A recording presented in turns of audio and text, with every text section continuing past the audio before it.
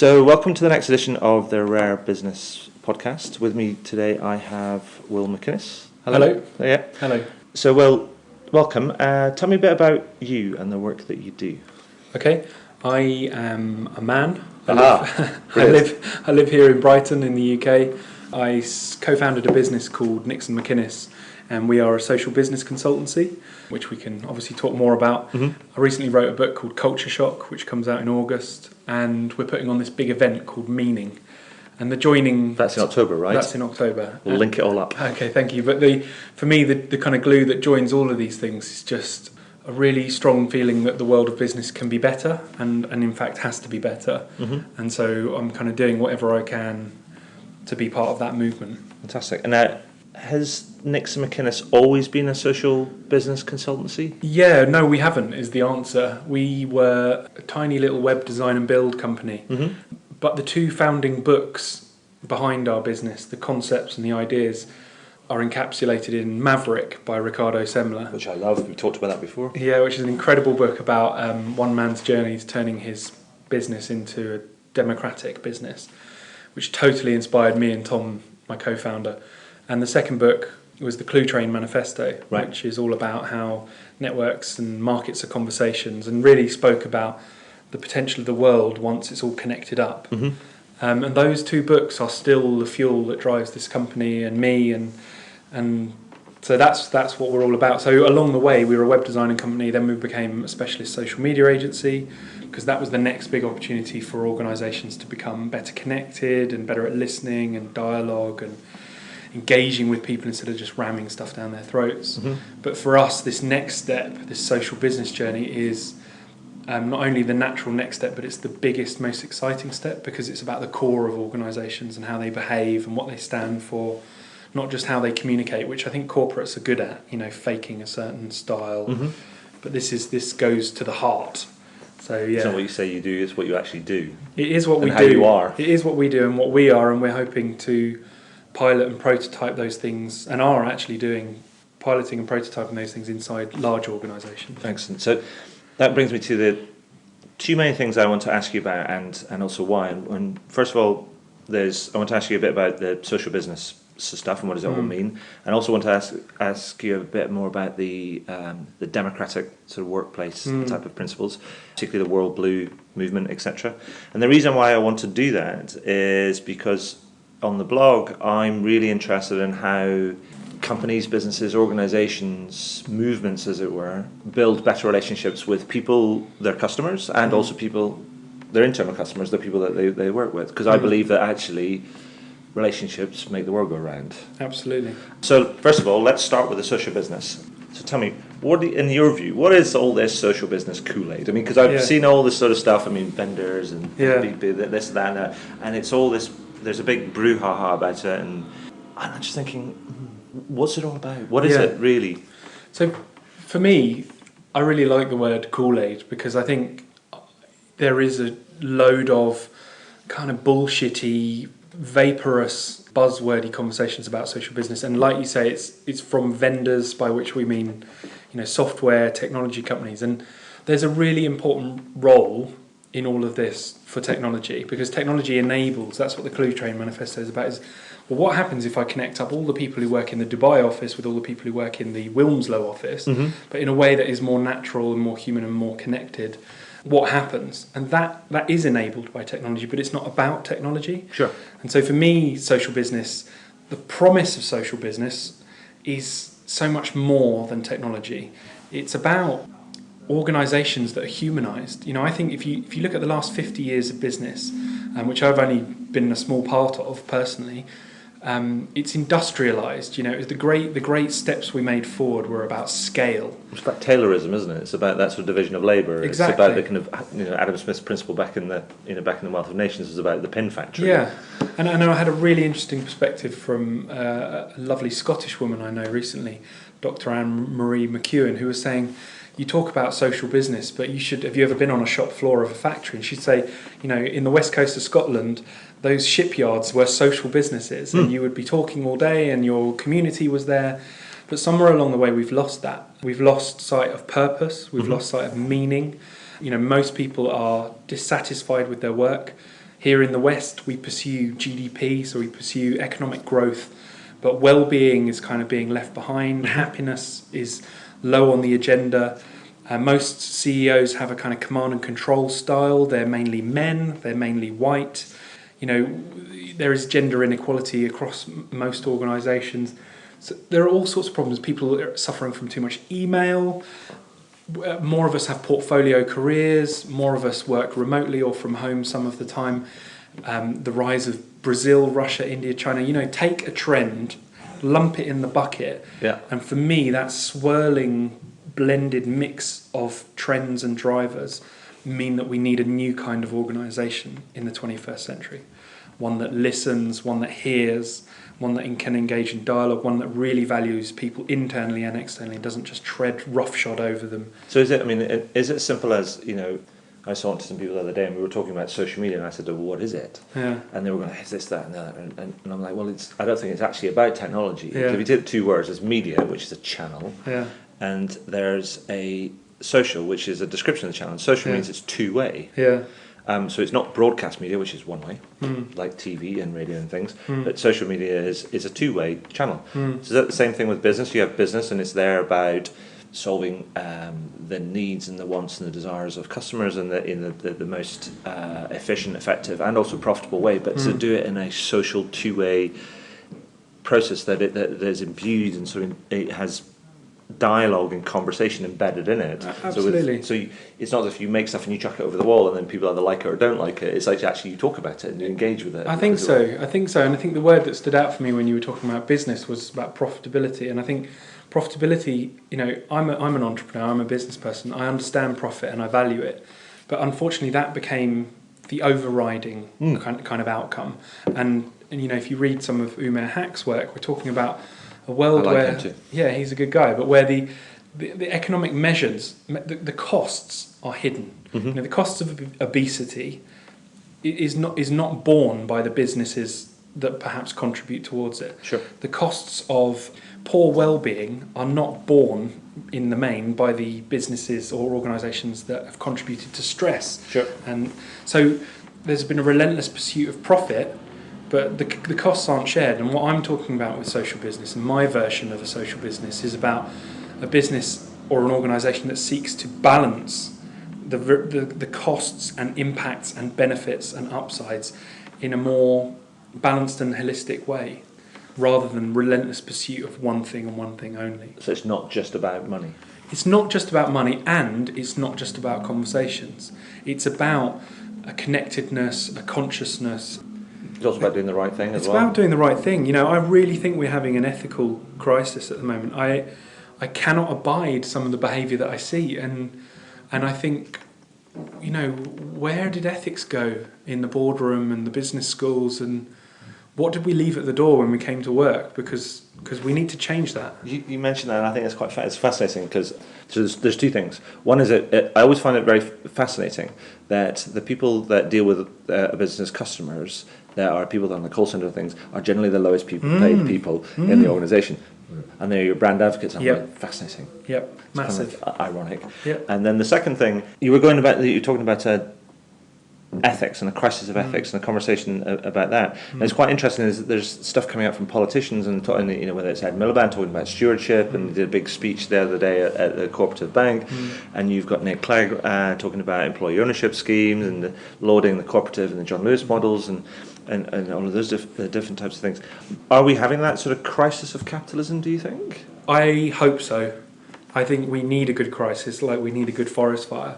Yeah. And I and others are up for different models or systems if they're available. But in lieu of something else workable, I would like to see an enlightened capitalism. A capitalism with heart, with soul, with an understanding of the environment, a sustainable business. And I'm not talking about just green and packaging and recycling. But so it's not like that triple bottom line. Not just that. But that could be part of the mix. Yeah, definitely could be. And employee ownership could be part of the mix, and so could lots of other things. But fundamentally, as a relatively young person in the world, I'm thinking, okay, what do we need to get done in the next 50 years? What are the problems we need to solve? For my children growing up, what is the world going to be like? And when I look at charities, government departments, all of the different vehicles able to solve problems, in a weird way, the one I have the most confidence in is business, because, and that might be naive, but it's because I've been there and I've seen it, and I've seen the agility and the focus and the just the getting things done. But I think we need to get things done in a better way, and for me, that's what social business is. I just remember what I was going to say. You know what's fascinating? If we talk about business education, we'd normally talk about the biggest business schools. You talk about the Harvards and the Londons, the MITs, the Insides, all those sort of type of stuff. And what's quite fascinating is if you look at all their, say, MBA programs, they don't teach customer service. And they don't teach retention, and they don't teach loyalty and things. And I'm just thinking, and that's not the root of the problem. No. But it's an element. Yeah. Because if we're still teaching sort of production line, push it out, make it fast, cheap, push it out, sell it for as high a price as you possibly can, and it's not that sustainable sort of model, then and those are the breeding grounds of our future sort of CEOs or our CEOs that are now thinking, I couldn't agree more. It makes me think of a couple of things. I'm reading the Game of Thrones books at the moment. Okay. And there's a character called Ned Stark, who's this king of the North. And, he says to his kids, if you have to have a man executed, you need to swing the axe yourself. And I think that when you talk about that MBA thing and that CEO thing, I'm thinking these guys aren't swinging their own axe. They're in the pocket, in the boardroom, tucked away from the action, and not doing the dirty work themselves. And it makes me think about, we've got a large client who's a rail operator, and the other day I ended up at Victoria Station, and it wasn't our client, but one of their peers, and it was Meet the Manager Day. Right. And there was literally a phalanx of besuited train managers, I guess middle and senior managers, stood right next to one another, so almost holding up clipboards like shields. They looked like a Roman centurion unit. And if that, hats off to them for trying to meet customers. But, really we need to go further than this. If CEOs and senior managers really got closer or use some of these social channels to really understand what's going on at the front line more, I think the world will be a better place. See, I think there's an element in there which is, I've been looking at how different companies deal with sort of some of these sort of social feedback from different channels. And because most of the social stuff is handled by marketing, marketing generally don't answer the phone. They're sort of artists. They push things out. Oh, it looks beautiful. And then the phone rings and somebody wants a question about it. They don't really respond. So, and they don't talk to customer service because they're not quite as cool and sexy as they are, not the in crowd as it were. And so the things don't get done. So there's stats where it says something alarming, like 70% plus of all complaints, requests, queries that are pushed back into social channels to big brands are not getting answered. And so I'm thinking, well, obviously you've got to. There's two siloed, and I need to connect those up. But I actually think we need to go further than that. And I'm a big advocate of the idea that, you know what, in order to build empathy and to build understanding and connectedness and really sort of understand at a granular level and in the company's DNA what it is to be a customer, that everybody should have it timetabled into their diary to spend at least an hour a week on the help desk or on the phones answering these kind of queries, from the CEO all the way down to the shop floor. And if we did that, we'd revolutionise everything. And people say, "Oh, we haven't got the technology." That's rubbish. We do have the technology to do that, and I wish more companies. I know there's some companies that do that, but I wish more people would do that. And because you would reduce that ivory tower to rubble, and you wouldn't have these managers that would kind of be kind of up with the clipboards and stuff and be afraid of their customers. They'd be like, that customer could be your neighbour. Why are you scared of them? And I think that for me, I'm sorry, I'm going to get off my soapbox a little bit, but that's for me is an idea that I wish some companies would sort of take that on, because we can do that. You talk about technology, we can enable ourselves to do that. Yeah, I totally agree, and I enjoyed the soapbox. I mean, I'm with you 100%, and I don't think it's even that mysterious. Like the brands that are doing well with this stuff do that kind of thing. At Zappos, everyone does 2 weeks on the customer service training and does work on the phones, and regardless if you're the new COO or whatever.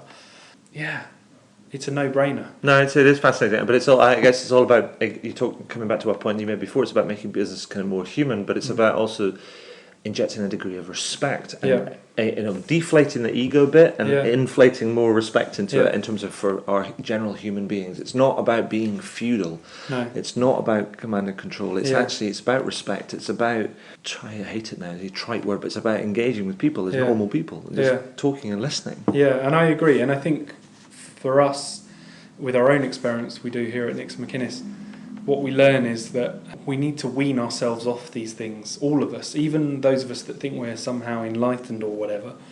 Like, we've got great guys out there who want to progress. And normally they would progress through a hierarchy. Yeah. And that would give them the milestones. It would give them the satisfaction of progress. It would give them a currency that they can talk to their parents about, or their friends, or their boyfriend or girlfriend. So I think what I'm trying to say also is change is really hard, and personally I know that I almost want both.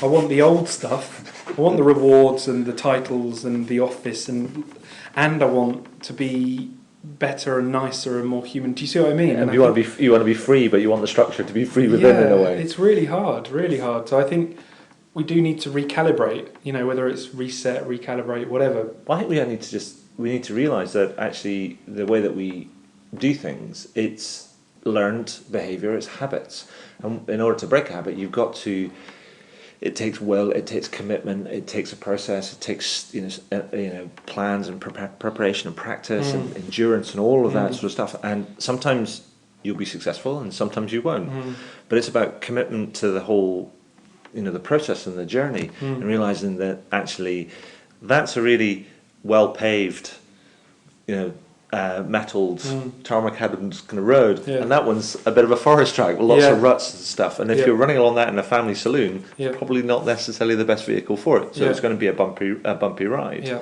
And fair play to you for taking it on. I mean, because that brings me on to my sort of next point, is that you've progressed along this journey around creating a more democratic sort of company, and was that guided by the World Blue organization, or is that something that you did and then you joined the World Blue, or what came first, chicken or egg? The chicken. So we started, Maverick came first, the book, and then we started doing stuff, and then we found World Blue in that way that you do when you start doing things. You get those moments of serendipity, those unintended consequences where you gravitate towards things, and one of us found World Blue, and what we found really useful about World Blue is their scorecard, which we use annually, which is a kind of surveying tool that everyone here does anonymously, and that gives us the benchmark about how and where we're progressing. And they're also really good at giving us a sense of being part of a wider community. Until that point, we did feel pretty alone, and that's one of the challenges about doing business differently that I've found is the role models and the kind of 101 textbooks aren't really there because it is the path less trodden, and that's something we want to change. So they've been great, and they're really lovely, and I recommend anyone who's interested in this area to contact them. And there's some big companies that are sort of membership. That's I right. mean, Zappos is there, HCL is there, and they're probably the two biggest poster boy. I think the other third one is DeVita, which we don't really know over here, but it's a massive sort of medical healthcare company in the States. I think WL Gore might be in there as well. Is Gore in there? It might be, but Gore do really cool things, so they should be if they're not. So it's a really credible and growing list, and I think what I like about World Blue is their ambition. So, Tracy at World Blue often says we want, our mission is to see 1 billion people working in democratically run enterprises, and that sounds like a cool goal. That sounds brilliant. So there's those two things. There's social business, and then there's democratically run organisations. How important is it for you that what impact do those two things have in helping you, one, engage, deliver more value to your customers and keep customers and all this, and also that you do the same for your people? Those things, are they fundamental to what you do, or are they incidental to what you do? I think they're fundamental, but I don't think the connection is explicit all of the time. So I think that the way the people here behave is then naturally carried through into the work that they do, the style of the approach they work with clients. So We try and have mature, open conversations. Mm-hmm. We try and be honest with one another. We try and be authentic. We try and work in agile ways. All of those things that kind of come with democratic working. Mm-hmm. Because if there's no command and control and there's no boss that you can go to say, Adrian's really letting me down at the moment, I want you to tell him to buck his ideas up. But that's kind of sounds great, but the challenge is then I have to speak to you and I have to say, Adrian, yesterday when you said that to me, I felt really bad. And that's so damn hard. And there's not one day that goes here at Nick McInnes without someone, any of us, me included, trying to avoid a difficult conversation with someone that has to happen. Right. So it's a bit like rules of the playground in a way. Yeah. You have to almost learn to fight your own battles and be grown up about it. Yeah, and we have to try and support that. So that naturally gets carried through to client work. If we're running a workshop or a project for a client and there are issues, we don't want to be treated in that kind of like client supplier way. We want to be partners, and so helping those guys learn to speak that same way it can be really helpful to them. Helping them prepare for difficult conversations with their colleagues. So a lot of the work that we do involves getting our clients better connected in their own organisations, getting HR, talking to marketing, talking to legal, talking to compliance, and helping them kind of make those calls, make those connections, helping them to create those relationships and build that trust. So you're getting more and more into the employee engagement field, because that seems to be a bit of a subset of the whole social business. Yeah, as well. I think that bit is one of the growing areas. Yeah, because that's what needs to happen. So we're working with a book publisher at the moment, and the brief was pretty much, our world has changed, how people engage with our product, i.e. books, has changed because of Kindle and iPhones and everything else. We don't know much about our customers because we're muscled out by either Tesco or Amazon, who we sell through, and they have loads of data and intelligence on the customers. We don't know anything about them. How we commission books, how we curate books hasn't changed in 50 years. So the brief there is help us become more digital. Right. And they would see that as about digital innovation. Mm-hmm. We would say that belongs in a broader canvas of this move towards social business. Mm-hmm. But we wouldn't go to them on day one and say, guys, you need to become a democratic organisation. No. We would help them with practical kind of the steps they need to make. Yeah. But it's all, for us, it's all part of the same thing. Well, it's a bit like is there a small child going to their mother or father and saying, "I want to learn a bike," and the mother or father goes out and buys them the yellow jersey of Brad Wiggins for the Tour de France and goes like, "There you go, son, daughter, you will win the Tour de France. Ready. You're ready." It's like, no, you get a small bike with some stabilisers. Exactly. And you actually get a trike to start with, and you start off with because you've got to learn the actions, as it were. Exactly. You've got to feel what it's like to sit on a seat and put your feet on pedals and all of those different sort of things. Exactly. Because engagement is a big word, and I think it gets bandied around a lot. And I've been asked to go and speak to people around engagement, and it was a joint meeting between HR and marketing. And they said, like, we say engagement, employee in the front of it, then it becomes HR, and put customer in the front of it becomes marketing, and then there's a bit of a bun fight if it's ill-defined. So they said, come and talk to us about the link between the two, why we should work together, how we should work together, all of that sort of stuff. And so basically referee a wrestling match, which is quite fascinating. Yeah. And is that what the new book that's coming out, and which we'll revisit sort of when it kind of comes live? Is that what the culture shock is actually starting to talk about, or is it talking about that and broader sort of stuff? That and broader stuff. For me, the goal in writing, people said to me, is don't write a book if you want to make money. Writing a book was an attempt to spread the word, and I felt that in the wake of Maverick, there isn't another book that builds on those kind of practices and says, wake up world, this is a tidal wave, and don't feel alone, you're not the only ones. And so I wanted to literally join up some of those practices, behaviours and approaches that lots of different businesses are taking and get them down in a book. So culture shock is, there's some stuff about Zappos in there, there's some stuff about W.L. Gore, who make Gore-Tex, amazing company, some stuff about Grameen in Bangladesh. I love Grameen. Amazing. So all of these organisations that you and I would think are cool, we've, in the book I've kind of tried to distill the essence of them and to accelerate this tidal wave. That's my goal. There's also a difficulty in this, is because the people that are talking about social enterprises and have built such enterprises, like Professor Eunice that runs Grameen, set up the Grameen Bank. They've been around for years, in fact decades, And I think these probably feel slightly hijacked by this social business thing coming up, and they're like going, "What? Yeah. We've been doing this for ages. Yeah. This is just the way that we do things." Yeah. And probably rightfully so. Yeah, it's a real shame because I think, I read his second book, which is about putting forward the idea of a social business, and I believe in that. The challenge we have as a business ourselves is to pick the wording that not only works for us best, but also that has momentum. Yeah, sure. And it is really annoying because social business, if you Google for it, you're going to get a load of technology software, and somewhere down the list you'll have Professor Eunice's definition, and then for me there's almost like a bridge that spans the two, and that's what I want it to be about. But it is also about translating kind of that, because I know that Greenbank it's a darling in the World Bank, it's a darling in the multilaterals, it's a darling in that sort of the poverty and microfinance and microenterprise sort of field and all of that, which is brilliant.